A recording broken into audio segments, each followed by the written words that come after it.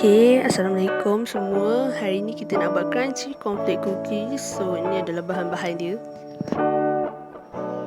Okay, dekat bowl yang pertama kita letak tepung gandum, baking powder dan juga tepung jagung. Lepas tu kita ayak. And then kita ambil bowl lagi satu, kita letak butter dan caster sugar dulu. Kita kacau sampai caster sugar dengan butter tu sebati.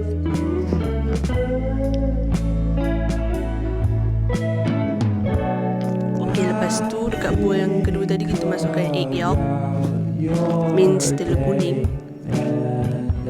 Kemudian kita kacau.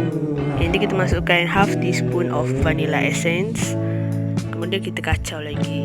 Kalau boleh vanilla essence tu campur je dengan telur dan kita kacau terus. Ini kita ambil ingredients yang kita dah ayak tadi, kita masukkan sedikit demi sedikit. Kita kacau tepung tu sampai tepung tu dah sebati lah semua. So kita masukkan sedikit demi sedikit.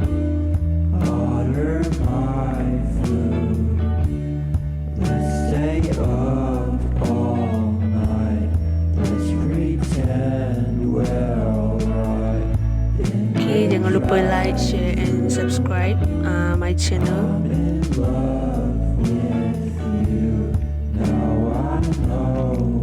Ini adalah rupa dough selepas semua tepung dah sebati.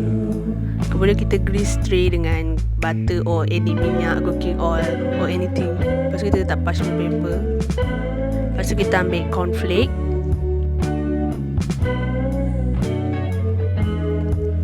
Okay, and then kita shapekan dough tu.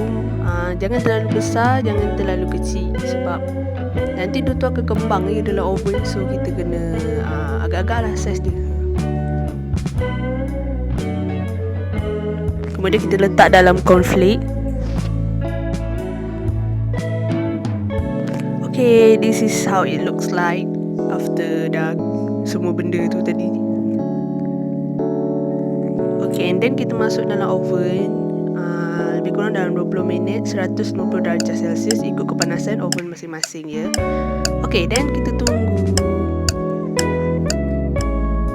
Okay, inilah rupa bila dah siap. Sedap kan? Jangan lupa cuba. Bye.